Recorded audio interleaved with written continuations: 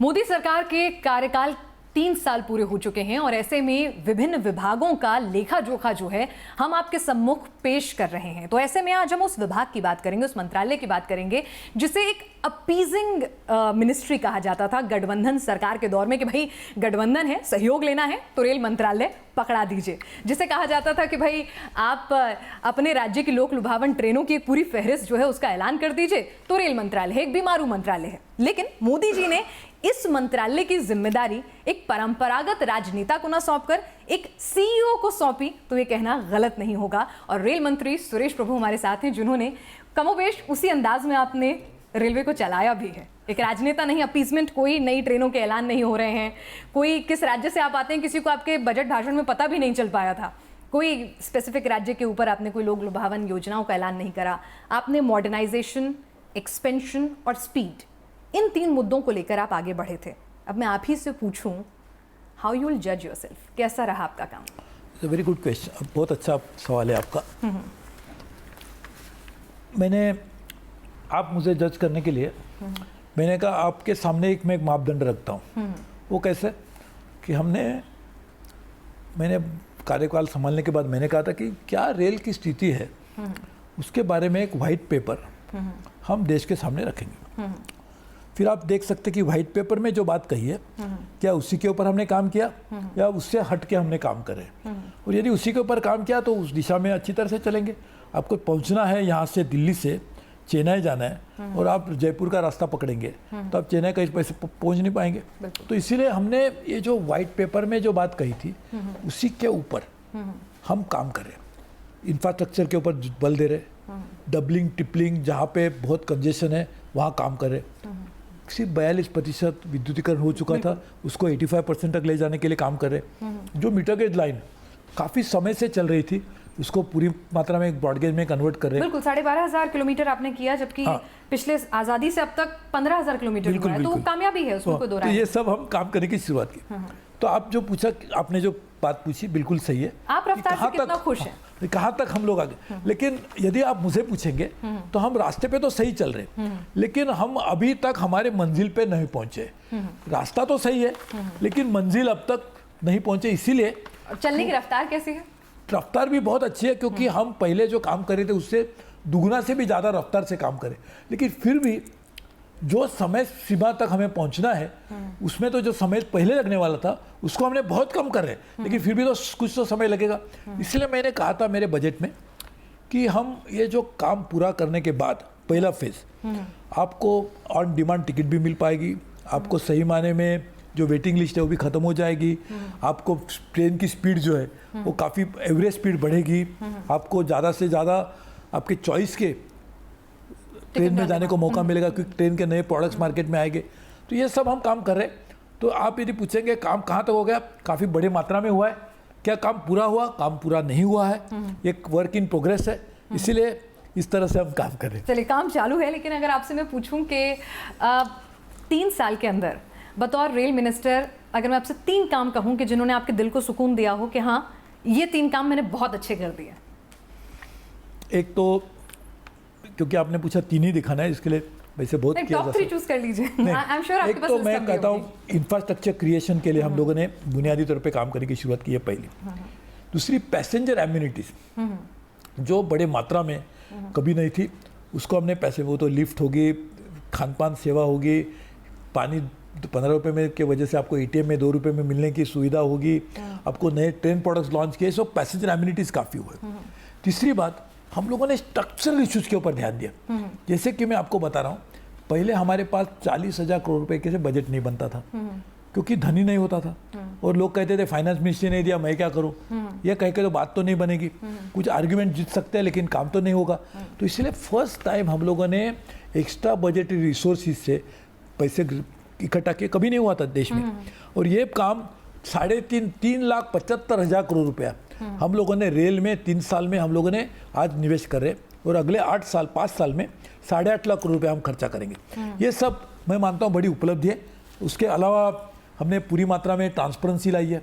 आज पूरी की पूरी रेल की टेंडरिंग सिस्टम हो, ये सभी के सभी हम लोगों ने सप्लाई चेन को पूरी मात्रा में डिजिटलाइज किया है। और हमारी ये पूरी मात्रा में कोशिश है कि रेल में कम से कम इस तरह के लोगों को नहीं पूछते।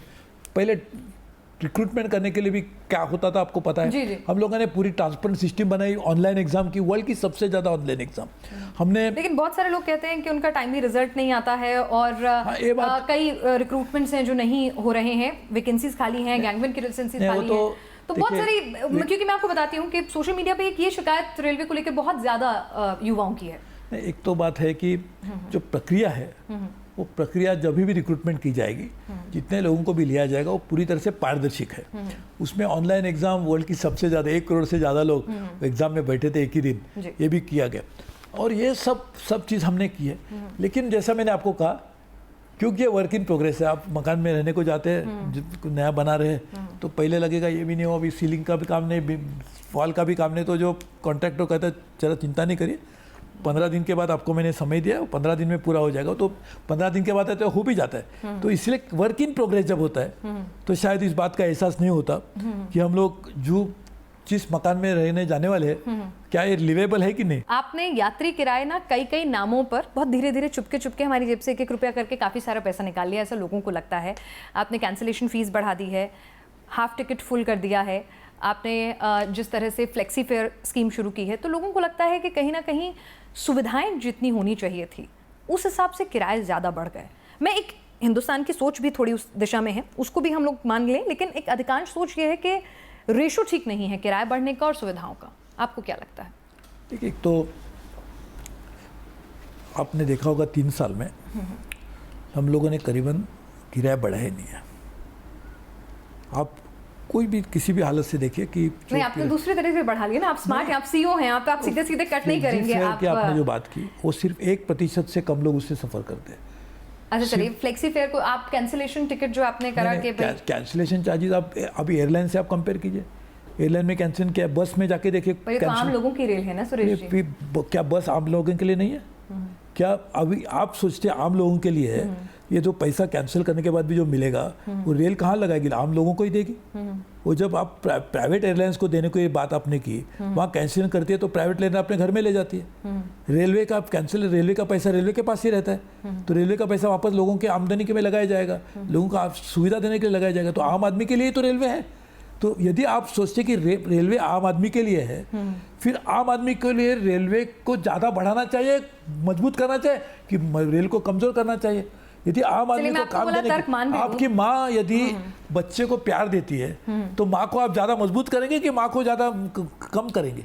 लेकिन चलिए, मैंने आपकी बात मान भी लेती हूँ, पर मुझे एक बात बताइए ना, मुझे अगर मुंबई जाना है, ठीक है, आपके कैंसिलेशन वाला लॉजिक मैंने मान लिया, चलिए ठीक है कि पैसा हम पे ही आएगा वापस, लेकिन अगर एयरलाइन में आप 2 घंटे में मुंबई पहुँच रहे हैं, अगर वही कीमत चुका के, कमोबेश अगर मैं वही कीमत चुका के मैं ट्रेन से इतना लंबा सफ़र करके क्यों जाऊं? क्योंकि आपने देखा होगा आजकल aviation sectors bumper sales launch कर रहा है, लगातार प्राइस कम करने की बात हो रही है, प्रधानमंत्री ने तो उड़ान। लेकिन ये आपको एयरलाइन की चिंता से कह रहे हैं कि रेल की चिंता से कह रहे हैं? नहीं, मैं तो पूछना चाह रही हूँ कि भाई मेरे पास 2 ऑप्शन है। तो मैं आपको इसके लिए बताता हूं। आप मिनिस्टर हैं, आप बेचिए ना अपनी रेल, कि भाई मेरे पास 2 ऑप्शन है, फ्लाइट भी है और रेल भी है, मैं रेल क्यों चुनूं? एक मुझे बताइए कि रेल की इस साल में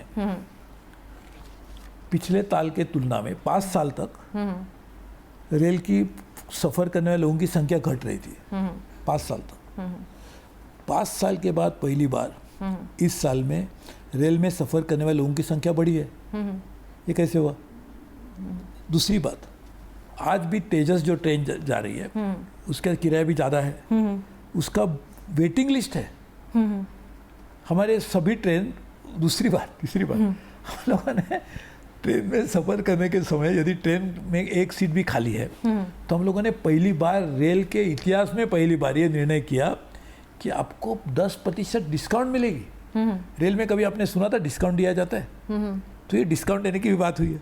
तो आप समझिए कि ये जो प्राइसिंग पॉलिसी है रेलवे की, इसमें बदलाव की आवश्यकता है। ये फ्लेक्सिबल अच्छा है कि बुरा है उसमें मैं नहीं जाता हूँ, मैंने हमारे लोगों का सबके ऊपर पुनर्विचार किया जा सकता है। कहने की बात इतनी है मेरी कि पहले क्या हुआ था कि रेल का किराया क्या होगा, कि रेल की कोई भी चीज़ होगी, रेल की ट्रेन कौन सी चलेगी, एक बजट में 1 साल में बात होती थी। हमने कहा बजट में बात किस बात की होनी चाहिए कि रेल किस तरह से आगे बढ़ेगी, रेल की स्ट्रेटजीज क्या होगी, रेल के फाइनेंसिस कैसे रेज किए जाएंगे, इसके ऊपर बजट में होना चाहिए। बात के जो ऑपरेशनल इश्यूज है वो पूरे साल चलने ये तो चाहिए। रेगुलरली चले। चलिए मैंने मान लिया कि आप काम कर रहे हैं, इस वजह से ट्रैक पे काम हो रहा है, इसीलिए लेट हो रहा है, लेकिन कोई डेडलाइन तो होगी कि भाई चलिए मुझे इस पेन का रिजल्ट 3 महीने 4 महीने 6 महीने बाद एक ट्रैक आप लेके चले होंगे, ये खत्म हो जाएगा लेट। चलिए देखिए मैं आपको यही कह रहा हूँ कि एक तो मेंटेनेंस तो हमेशा रेगुलर करना ही पड़ता है। ये दुर्भाग्य से रेलवे में मेंटेनेंस के ऊपर हम लोगों ने काफ़ी नज़रअंदाज किया था। पिछले साल हमने 6,000 करोड़ रुपया और ये साल 10,000 करोड़ रुपया दिए। हमेशा हर साल मेंटेनेंस के लिए बैकलॉग हुआ करता था, वो हम क्लियर कर रहे हैं। नहीं तो कब तक, मतलब भाई मेंटेनेंस चलिए आप कर रहे हैं, बहुत अच्छी बात है, आप ट्रैक्स को दुरुस्त कर रहे होंगे, इलेक्ट्रिफिकेशन कर रहे हैं, बिल्कुल वाजिब बात मान ली, और उसके लिए काम रोकना भी होगा, but there has to be a deadline. नहीं आप बताइए ना, आप मुझे बताइए 3,75,00,000 करोड़ रुपए का काम हो रहा है, क्या उसको डेडलाइन देके हम कहेंगे अभी काम खत्म हो गया, अभी काम नहीं होगा? तो ये काम इसी रूट की डेडलाइन है। तो इसीलिए मैं बोला दोनों हम कर रहे हैं, काम भी कर रहे हैं और ट्रेन भी चला रहे हैं। उसको ट्रेन को रोका तो नहीं गया, ट्रेन भी चल रही है, काम भी हो रहा है। लेट ही होती रहेगी। हाँ जी, ट्रेन लेट ही होती रहेगी, मान के चलो। हाँ लेट हो जाए। तुम आप मैं तो ये सर्वे नहीं, मैं आपको ऑफिशियल फिगर देता हूँ जो हम डेली मॉनिटर करते हैं। कुछ डेफिनेटली ट्रेन को, क्योंकि इसकी वजह मैंने आपको बताई, लेकिन बहुत सारी ट्रेन ऐसे हमारे पास डिविजन्स है जिसमें 100% पंक्चुअलिटी है। कुछ डिविजन्स है जहाँ पे ज़्यादा काम चल रहा है, वहीं पे ऊपर ये प्रॉब्लम है। वो खास करके यूपी बिहार इस तरह के जो डिविजन्स है, सबसे तो बोझ भी वही है, क्योंकि वहीं पे तो कंजेशन है। आप देखो, आप सब चीज़ चाहते हैं कि एक तो ट्रेन स्पीड से भी चले, आपको कंजेशन ना हो, ज़्यादा ट्रेन भी चलनी चाहिए, ज़्यादा लोगों को भी सुविधा मिलनी चाहिए, लेकिन इंफ्रास्ट्रक्चर नहीं बढ़ना चाहिए। इंफ्रास्ट्रक्चर भी बढ़ना चाहिए, लेकिन इंफ्रास्ट्रक्चर ऐसे तरह से बढ़े कि ट्रेन डिले नहीं होनी। आप मुझे बताइए, ऐसी कोई टेक्निक होगा तो मुझे जरूर बताइए कि इंफ्रास्ट्रक्चर का काम भी हो, मेंटेनेंस का काम भी हो, पटरी पे, लेकिन पहले जैसे ही ट्रेन भी चलती रहे और उसी पटरी पे पर काम भी हो। कैसे बताइए, कुछ होगा आइडिया तो दीजिए। नहीं बिल्कुल ठीक है, चलिए काम चल रहा है, लेकिन काम की एक डेडलाइन होती है ना। मेरे घर में अगर काम चल रहा है, एयरपोर्ट पे रनवे में अगर काम चल रहा होता है, तो उसकी एक डेडलाइन होती है कि भाई आज बॉम्बे एयरपोर्ट पे काम चल रहा है, आज दिल्ली एयरपोर्ट पे काम चल रहा है, या आज एयरपोर्ट के इस रनवे पे काम चल रहा है, और ये इस वक्त तक ठीक हो जाएगा। 40-50 हजार, वही तो मैं बोल रहा हूँ। मतलब ये तो बहुत वेग सी बात हुई कि कब तक ठीक होगा। मतलब एक होप में मैं जिंदा रहूं कि भाई 1 साल बाद ट्रेनें टाइम से चलने लगेंगी, चलो मैं इस 1 साल के दुख को झेलने के लिए तैयार हूं। काम मैं वही कह रहा हूँ कि काम करने के बावजूद भी इतने बड़े पैमाने पे हम ट्रेन भी चला रहे, हम एयरपोर्ट जैसा बंद नहीं कर रहे, रोड जैसे बंद नहीं कर रहे, ट्रेन भी चला रहे। इसके लिए थोड़ी जो दिक्कत लोगों को आ रही है, उसके लिए हमको भी बुरा लग रहा है, लेकिन इसकी वजह यह है चलिए तो यानी कि ट्रैक दुरुस्त हो जाएंगे, और फिर हाँ आप कह रहे हैं कि फिर थोड़ा सा पेन है, उसके बाद सुविधाएं बेहतर होंगी, ट्रैक भी अच्छे होंगे, तो सुरक्षा भी बढ़ेगी। जरूर होंगे, लेकिन अब ये डिवीजन, इसके लिए कुछ डिवीजन में तो 100% पंक्चुअलिटी अच्छी है, तो जो डिवीजन में काम हो रहा है उसके बारे में जो जानकारी है वो लोकल लेवल पे लोगों को दी भी जा रही है। हमने भी आदेश दिया है कि ये बिल्कुल आपकी बात सही है कि लोगों को पता चलना चाहिए कि क्या वजह, क्योंकि लोगों को पता नहीं चलेगा तो लोग को कैसा एहसास होगा। हाँ, उनको ये लगेगा काम नहीं चल रहा है तो पुराने ढर्रे पे। बिल्कुल सही है, ये आपकी बात सही है, इसके ऊपर मैं कहा भी है और हम उसका कुछ बोर्ड लगाएंगे, कुछ करेंगे। बिल्कुल सही है आपकी बात, तो बिल्कुल मैं 100% मानता हूँ आपकी बात को। एक टिकट अवेलेबिलिटी, और इसकी तो मैं खुद भुक्तभोगी हूँ, तो इसीलिए मतलब आप मुझे भी तर्क दे दीजिएगा क्या है कि टिकट अवेलेबिलिटी एक बड़ा इशू रहता है। जब आप नई दिल्ली रेलवे स्टेशन पे आप जाएं, टिकट काउंटर से ना मिले, ऑनलाइन ना मिले, लेकिन वहाँ पर ब्लैकमेलिंग में टिकट आज भी मिल रहे हैं, उस पर हम नकेल क्यों नहीं कस पा रहे हैं? और IRCTC की जो वेबसाइट है, 4 लैपटॉप हैं घर के, अलग अलग चारों पे बैठना पड़ता है, तब जाके एक टिकट में अगर अचीवमेंट मिलती है तो वो वाकई में ऐसा लगता है कि आज तो रेस जीत ली। 1,20,000 हम लोगों ने IRCTC के वेबसाइट से जो टिकट मिलते हैं उस पर 1,20,000 की क्षमता बढ़ाई है। इतनी फास्ट वेबसाइट शायद और कहीं नहीं चलती, वो किया है 1-1.5 साल के अंदर ही किया है। दूसरी बात, जहाँ पर इस तरह के दलाल लोग तो है, पहले भी थे, आज भी है, तो जहाँ पे पूरे देश विदेश सब जगह में वर्ल्ड में चोरी चलेगी, यहाँ भी चोरी करने की लोग कोशिश करेंगे। मैं कह रहा हूँ कि ये इसके ऊपर भी कार्रवाई करने के लिए हम लोगों ने ये किया है कि जिस तरह से डायरेक्ट बेनिफिशियरीज को टिकट मिले, इसीलिए हमने वेबसाइट के ऊपर चेंज करके अभी हम लोग कर रहे हैं। हमारी कोशिश है कि आधार लगाकर जो बोगस उन्होंने आइडेंटिटी बनाई के रखी होगी दलाल लोगों ने, इसके ऊपर उनको टिकट मिलते हैं, तो टिकट कहाँ से मिलेंगे? बोगस आइडेंटिटी बनाई है, तो उसके लिए भी आधार लगाकर उनकी आइडेंटिटी को करके उनको भी तोड़ने की कोशिश करें। लगातार हमारी कोशिश जारी है, हमने RPF को रेड भी करा रहे, लेकिन ये बहुत कम हुआ है। मैं आपको लिख के देता हूँ कि पहले जो मात्रा में दलाल लोग घूमते थे, आज वो उनकी बहुत संख्या कम हुई है हर जगह पर। लेकिन फिर भी आज जो होंगे उनको भी खत्म करने के लिए हम लोग पूरी मात्रा में परिवर्तन में लगे हुए हैं। जी चलिए, तो काम यहाँ भी चालू है। हाँ, काम चालू है का बोर्ड जो है रेल मिनिस्ट्री में लगा हुआ है।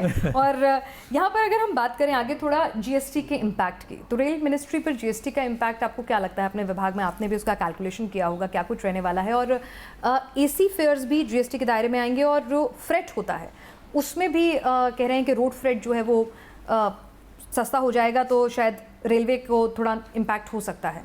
तो होगा ही, जो अभी जीएसटी का जो इम्पैक्ट है वो क्या होगा उसके ऊपर भी हम लोगों ने एक एक्सपर्ट ग्रुप भी लगाया हुआ है, वो भी उसके ऊपर काम करे। लेकिन वो जीएसटी इज़ अ रियलिटी, उसके ऊपर जो होगा उसके ऊपर तो हमें करना पड़ेगा हम लोग। लेकिन हमारी तरफ से भी how to deal with GST उसके ऊपर भी हम लोग स्ट्रैटेजी बना रहे हैं। एक बुलेट ट्रेन की बात अगर मैं कहूँ तो यहाँ पर अब बुलेट ट्रेन कागजों में, भाषणों में कमोबेश हर नेता के रही है, लेकिन वो कौन सा दिन होगा जहां पर मैं वाकई में देख सकूंगी कि हाँ ये काम बुलेट ट्रेन के लिए जमीन पर हो रहा है? उसका स्टेटस एग्जैक्ट शेयर कर पाएंगे? क्योंकि सपना तो बहुत दिन से देख रहे हैं हम, लेकिन एक स्टेटस होता है ना कि मुझे पता चले कि हाँ ये गड्ढा बुलेट ट्रेन के लिए खोद रहा है, तो एक मेंटल पीस मिलती है कि हाँ बस अब तो आ ही गई। देखिए, मैं आपके जैसा ही आपके पास कुछ सुझाओगे तो दीजिए। मैं बहुत layman की तरह से पूछ रही हूँ जापानीज आपसे। लोगों ने हमें बताया है कि क्योंकि जापानीज लोग ही इसको बना रहे हैं, जापानीज लोगों की टेक्नोलॉजी है कि 2023 तक ये ट्रेन चलेगी, उसी दिशा में हम लोग काम कर रहे हैं। बुलेट ट्रेन तो चलिए कई लोग उसका विरोध करते हैं, कई लोग कहते हैं कि पूरी दुनिया में है, एक नेसेसिटी है, लेकिन अगर रेलवे की स्पीड अप करने की बात की जाए, आपने कहा था कि रेलवे को गति देना, modernisation, expansion and speed was your motto. तो स्पीड वाले पार्ट पे अगर देखें तो अभी तक एक गतिमान है, और अगर देखा जाए तो अभी भी ट्रैक उस क्षमता के नहीं है, नहीं तो राजधानी भी 80-100 के बीच में ही दौड़ रही हैं, तो हम गति नहीं बढ़ा पा रहे हैं रेलवे की। देखिए, मुंबई से दिल्ली और दिल्ली से कोलकाता, ये जो दो मेन ट्रंक रूट्स है, इसकी स्पीड 200 किलोमीटर बनाने का काम शुरू हुआ है। उसके लिए 17,000 करोड़ रुपया इस बजट में लिखा गया है। उसका इंटीग्रेटेड स्ट्रैटेजी बना के काम हो रहा है, तो सभी के उसमें करीबन 60-65% ट्रेन तो उसी ट्रैक पे दौड़ेगी, तो उसका 200 किलोमीटर बनाने का काम की शुरुआत भी होगी। चलिए, तो आपकी मिनिस्ट्री में काम लगातार चालू है, और आपने न्यूज़ नेशन से बातचीत की, और उम्मीद करेंगे कि 2019 तक हमें ये काम चालू है का बोर्ड जो है कुछ सेक्टर्स में ही दिखे, बाकी जगह काम पूरा हो गया का बोर्ड लिखा हो मिले। बहुत बहुत शुक्रिया न्यूज़ नेशन से बातचीत करने के लिए। Thank you.